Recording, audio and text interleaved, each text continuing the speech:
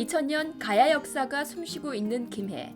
그래서 김해는 도시 전체가 역사 교과서라고 불릴 만큼 곳곳에 가야 유적지가 자리하고 있는데요. 가락국이라고도 불렸던 금관가야는 1세기 중엽부터 4세기 말까지 전기가야 연맹체의 맹주였는데요. 찬란한 철기 문화를 중심으로 역사를 꽃피웠던 금관가야는 오늘날 김해에 어떤 모습으로 남아있을까요? 금관가야의 흔적을 찾아서 첫 번째로 찾아온 곳은 바로 구지봉입니다. 선생님, 예. 제가 사실 구지봉은 들어봤는데 구지봉은 처음이거든요. 예, 맞습니다. 구지봉, 그러시네요. 이곳은 어떤 곳인가요? 예, 그렇죠. 예, 특별할 것이 없는 자리이긴 한데 옛날에는 이런 자리가 성지였습니다. 늘 접근할 수 있고 바로 앞에 사람들이 모여 살고 그 다음에 늘 우러러 보이는 자리예요. 하늘에서 김수로왕이 내려와서 탄생한 어떤 그런 신화가 만들어진 자리가 되겠습니다. 성스러운 구지봉에서 조금 내려오면 또 다른 유적지를 만날 수 있는데요.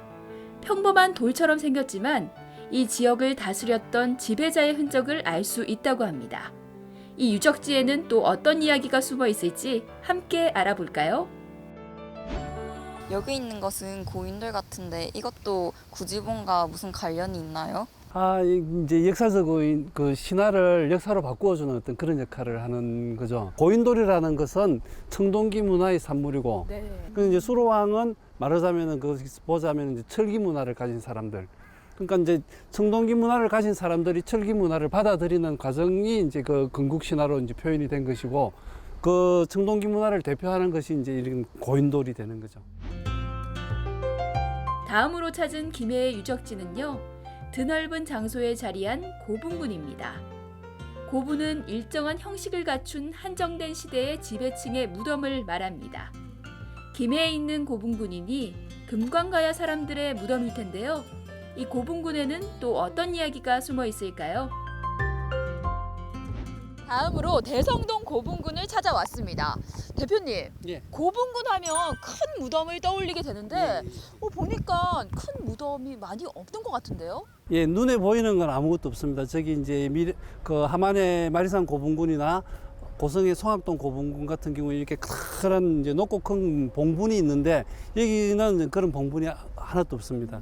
왜냐하면은 그런 큰 봉분을 갖추기 이전 시기에 대형 무덤들이 여기에 있습니다.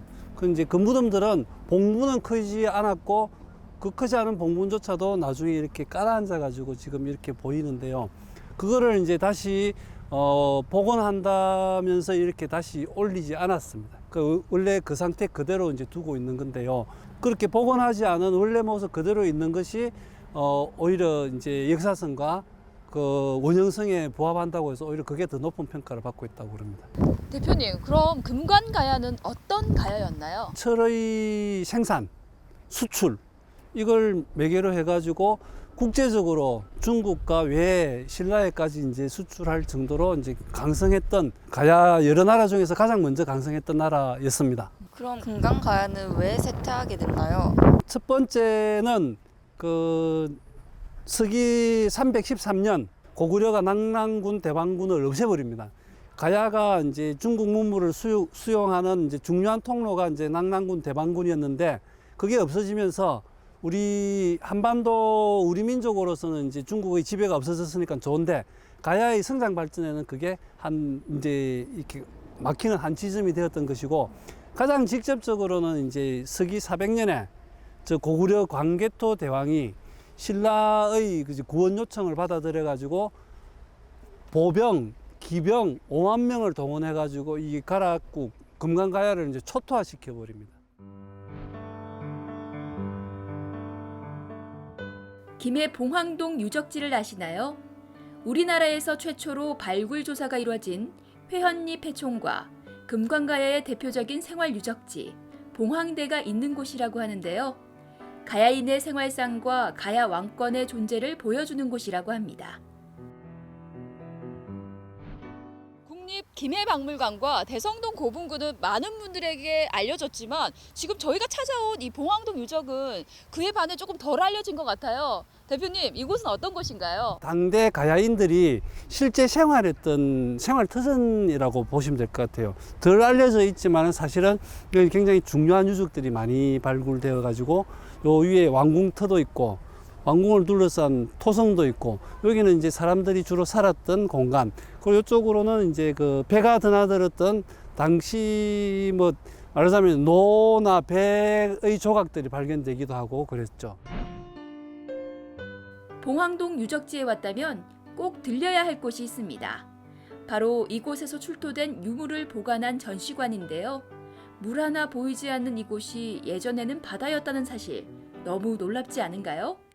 패총이 뭔가요? 패총은 이제 우리말로 하면은 조개더미, 조개무덤 뭐 이렇게 되는데 뭐 쉽게 말하면 옛날 사람들 음식물 쓰레기 폐기장 이렇게 이야기할 수가 있을 것 같습니다. 여기서 보면은 이게 수천 년, 뭐 적어도 천몇 년, 천몇백 년 동안 이렇게 밑에서부터 계속 쌓여온 거죠. 한반도 최초의 국제 결혼의 주인공이었던 부부, 바로 김수로 왕과 허황우인데요. 허황우가 김수로 왕을 만나기 위해 바다 건너 먼 아유타국에서 왔다는 이야기, 좀 더 자세히 들어볼까요? 이번에는 수로 왕비릉 앞입니다. 허황우가 인도에서 왔다고 아시는 분들이 꽤 있는데요. 선생님, 어떻게 이거 사실인가요? 예, 그 이련 스님이 쓴 삼국유사에 그 가락국기에 이제 그렇게 기록되어 있습니다. 그러니까 인도 아유타국에서 배를 타고 왔다 이렇게 되어 있습니다. 허황우가 가져왔다는 파사석탑은 뭔가요? 그렇죠. 그 이제 많은 분들이 이제 인도에서 왔다 이렇게 그 적혀 있는 게 사실이다 이렇게 이야기하는 많은 분들이 이제 그 증거로 삼고 있는 게 저겁니다. 파사석탑. 지금도 그렇지만은 이제 배가 적당하게 무게가 나가야지 깔아앉지 않잖아요. 오히려 그것처럼 저 무게 균형을 잡아주는 그런 걸로 이제 인도에서 배를 타고 올 때 저거를 싣고 왔다고 그럽니다. 금관가의 시조이자 앞서 만났던 허황우의 남편인 김수로 왕이 잠들어 있는 곳입니다. 매년 음력 3월 15일과 9월 15일 두 차례 제사를 크게 지내고 있다고 하는데요. 김수로 왕은 어떤 인물이었는지, 그리고 이 무덤에는 어떤 이야기가 숨어 있는지 살펴볼까요? 앞에서 저희가 허황우릉을 다녀왔고 이제는 저희가 수로왕릉을 찾아왔습니다. 그런데 선생님, 저는 문득 궁금해졌어요. 왜 이 두 무덤이 떨어져 있는 건가요? 보통 보면은 이제 왕과 왕비라면은 또 이제 남편과 아내라면은 나란히 있거나 앞뒤로 있거나 이런 게 정상인데 지금 그렇지 않거든요. 한 직선거리로 1km 넘게 떨어져 있을 겁니다. 한 집안이 나라를 다스리지 못하고 여러 집안이 이제 나라를 다스리던 이런 국면이었고 그게 점점 한 왕족 뭐 이렇게 이제 수렴되어 가는 과정에서 왕비족, 왕족 이런 개념이 있었다. 한 집안은 대대로 왕을 하고 다른 한 집안은 대대로 왕비를 하고 수로 왕비릉, 허황우릉이 있는 그 일대는 왕비족의 영역, 그리고 이쪽은 왕족의 영역. 그러니까 이제 그때는 부부다 이것보다 더 중요한 게 내가 어느 집안 사람이냐 이게 더 중요하다 보니까 그 왕비는 왕비족의 영역에 묻히고 왕은 왕족의 영역에 묻히고 이렇게 되지 않았을까? 지금 무덤을 보면 잘 다듬어져 있는데 원래부터 이런 모습이었나요? 처음부터 이렇게 큰 무덤은 아니었고 원래는 이제 역사적으로 봤을 때는 작은 무덤이었을 거라고 생각을 해요. 근데 이 가락국 금강가야 그 임금님들이 망하고 나서 그게 이제 김유신 신라 삼국 통일을 이룩한 김유신 장군의 선조들이잖아요. 그러다 보니까 통일 신라에서는 엄청나게 우대를 받고 존중을 받았죠. 그리고 그러면서 이제 원래는 작았던 무덤이 크게 만들어지고 가꾸어지지 않았을까 이렇게 생각을 합니다. 임진왜란 때도 망가진 거를 그 이후에 다시 이렇게 보수를 했다는 기록까지 남아 있습니다. 가야의 시조, 수로왕의 탄생 설화가 얽혀 있는 구지봉에서부터 금관가의 지배층을 알 수 있었던 대성동 고분군, 그리고 가야인의 생활상을 살펴볼 수 있었던 봉황동 유적지와 김수로 왕과 허황우의 이야기까지 금관가야를 알아보는 알찬 시간이었습니다.